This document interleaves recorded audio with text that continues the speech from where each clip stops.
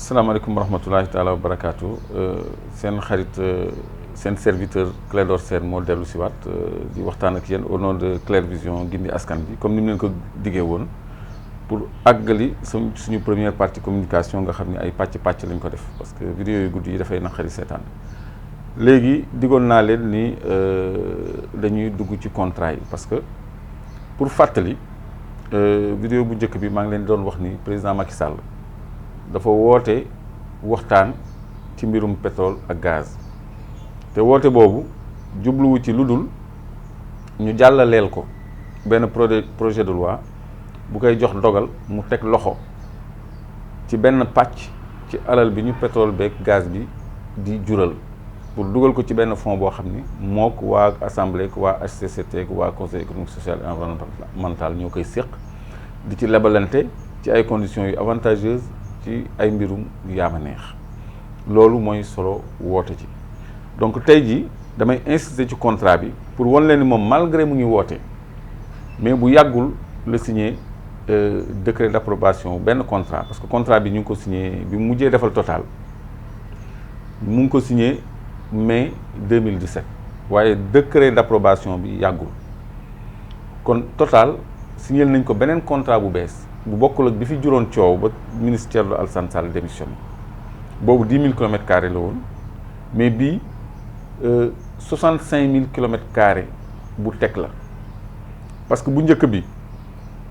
47 000 kilomètres carrés 700 et quelques beneen bi 17 500 et quelques donc on est à plus de 65 000 kilomètres carrés yoo xam ne dañ ko jox Total ci benn contrat kese kooku muy lu njëkk te loolu man dama jàpp ni haute trahison la ci jamono boo xam ni Sénégal soxlaatul signer ay contrat ndax li feeñ Rufisque Sangomar ak Jifeer ci pétrole boo ko booleeg li feeñ Kayar ak Saint-Louis ci gaz loolu man pétrolière la boo xam ne maanaam xëwal bu jógee ci pétrole la boo xam ne doy na Sénégal sëkk pour mu def lépp lu mu mën a def pour mu mel ëllëg comme Dubaï kon amul lu fi yàkkamti ak lu fi jar jaay bradé suñu destu géej gi nga xam ne lépp la ñuy jox Total ci jamono yu ñu naan la ñuy ber ci kees noonu dañ ko bëgg a dencal génération yi ñëw donc meilleure façon de dencal génération yi ñëw mooy ñu bàyyi fi li fi nekk ñoom bu ñu ñëwee fekk fi dara mais lépp la ñu signé mais li ci gën a doy waar mooy li ne ci biir contrat yi ci loolu laa bëgg ñu waxtaan tuuti parce que dañu signé benn contrat boo xam ni pour 25 ans renouvelable en 2 périodes de 10 ans donc maximum bi war a nekk 45 ans mais li ci doy waar dafa am ci biir contrat bi lu ñuy wax recouvrement des coûts pétroliers maanaam xaalis ba Total dépensé ci seet pétrole ci def développement ci installer ay plateformes def ay puits ay forage bu ci exploitation bi lu mu ci def yëpp ñun ñoo ko war a fay Sénégal naka lañ ko koy fayee maanaam production bi bu ñu produire 75% de la production moom da koy téq la ca des la ñuy séddoo ak moom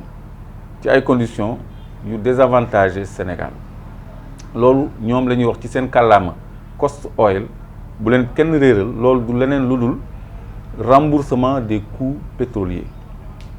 léegi 75% yooyu maanaam ci misaal bu fekkee ne dañu ni Sénégal dafa produire 100 000 barils jour day produire 100 000 barils jour donc chaque jour 75 000 barils yi moomuñu ko Total moo koy jël da koy ber ci gannaaw ba pare ñun ñu jël suñu 10% muy 10 000 barils mu des 15% maanaam 15 000 barils 15% boobu la ñuy tuddee production restante kon dama bëgg ngeen jàpp ñaari notion production restante ak remboursement des coûts pétroliers bu njëkk bi remboursement des coûts pétroliers bi ci contrat Total bi 75% la Petrosen day jël 10% kon production restante bi day doon 15% léegi ci production restante boobu nag la ñu définir benn grille de partage comme ni ngeen koy gisee nii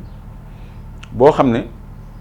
ñun lu ëpp luñ ci mën a am mooy 50% kon léegi bu ñu produire ba 50 000 barils jour 15 000 barils yi des wala 15% yi des ñun 25% lañ ci am bu ñu demee ba 100 000 barils jour ñun ñu ngi am 27%. bu ñu demee ba 200 000 barils jour ba 150 000 barils jour ñu ngi am 30 et quelques %. Donc maximum bi mooy au-delà de 200 000 barils ci la ñuy séddoo la des ci digg bi ak Total muy 50 50 %. Donc Total toujours moo ñuy ëppale ci production restante te configuration bloc yi mayewul ñu envisager production bu supérieure à 200 000 barils jour.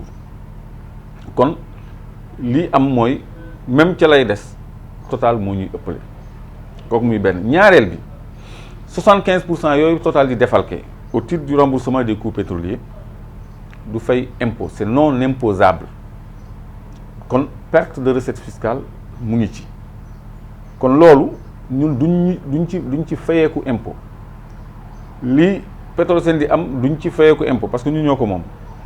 donc la Total di amaat ci 15 % yi des maanaam bu dee 15 000 barils yu des bu ñu ko séddoo woon ci digg bi ñu xool anam bi gën a optimiste bi ñu prévoir bu ñu ko séddoo woon ci digg bi ñun 7500 barils lañ ci am Total am ci 7500 barils 7500 barils Total boobu di dolleeku ci 75 000 am yi mu amoon bu njëkk 7500 barils boobu kese mooy fay impôt parce que boobu la ñu considéré comme production commerciale profit oil ci seen langage ci seen jargon ñoom. kon loolu le président Macky Sall signé ak Total mu doon prévarication maanaam yàq caqatee suñu alal parce que suñu géej gi yëpp la joxe ci benn contrat. léegi pour ñoom ñu am ci dara waa Petrosen ñoo dugal ci biir ay clause pour ñu jàppale leen ci matériel informatique ay $200 $200 000 pour ñu jàppale leen ci formation ak pour ñu tabaxal leen institut des métiers du pétrole et du gaz parce que président Macky Sall maa ngi leen di may ngeen déglu ko ci vidéo bi mu naan dafa am mbébétu tabax institut du pétrole et du gaz. Alors je voudrais saisir cette occasion pour me tourner vers les compagnies maintenant et leur demander d'accompagner le Sénégal dans la mise en place de l'Institut du pétrole et du gaz, tant dans la construction que finalement dans la formation et le partenariat à mettre en place. te yaakaaru ci kenn lu dul tubaab yi nga xam ne moom la jox suñu alal ba noppi wëlbatiku di leen yelwaan pour ñu jàppale ko mu tabax école dafa ruslu daf ñuy teg gàcc parce que ñun ñoo yëkkati suñu alal jox leen ba pare dellu di sàkku ci ñoom ndimbal lu ñaaw la ci Sénégal loolu depuis 2016 la moo tax comme ni ngeen ko gisee nii ci kayitu contrat bi ni ñu ko ci reconduire lim na sax ni depuis 2016 le président amoon mbébét boobu ba noppi mu dugal ko ci contrat bi sas Total pour mu jox ñu $10 millions 30 jours après signature contrat bi xaw ma 60 jours après signature contrat bi ñu ngi ko signé 12 mai 2017 donc $10 millions yooyu dugg na nee nañ yooyu pour ñu tabax école te contrat bi li ñu ci daan gis mooy bonus de signature léegi disposition bi moo remplacé bonus de signature te existé wul ci benn contrat. ñaareel bi ñu ni bu président Macky Sall signé décret bi bu ko publier 30 jours après beneen $10 millions day dugg trésor te moo wax leen ni trésor du banque trésor mooy caisse de dépôt et consignation fi Aliou Sall nekk loolu dinaa ci dellu si tout le temps kon léegi président Macky Sall ci décret bu muy publier décret d'approbation bi ñoom dañ ciy joxe Total da ciy joxe $10 millions 5 milliards CFA te ba ñu signé contrat ba 2017 5 milliards dugg na pour defar école boobu léegi benn lëndëm bu jar a leeral la ñu noonu parce que 2017 5 milliards boobu dafa waroon def objet de loi de finances rectificative donc ñun ñu ngi sàkku ñu wax ñu ban loi de finances rectificative moo jël en compte 5 milliards yooyu dugg 2017 su fekkee ni amul loi de finances rectificative ci ban rubrique budget 2018 la ñu loger fonds yooyu parce que il faut que ñu wax ñu ci ban rubrique ci nomenclature budgétaire bi la ñu dugal 5 milliards yooyu rawatina beneen 5 milliards bi nga xam ne bërki Dembo Ndiaye bi ñu approuvé contrat bi par décret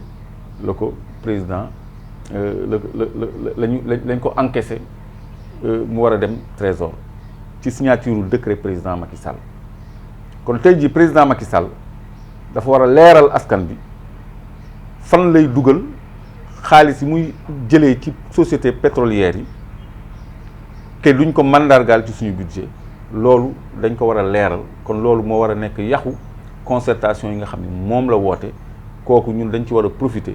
pour ñu def lumière ci nañuy jaayee suñu alal ak pour lan. parce que loolu war askan bi la,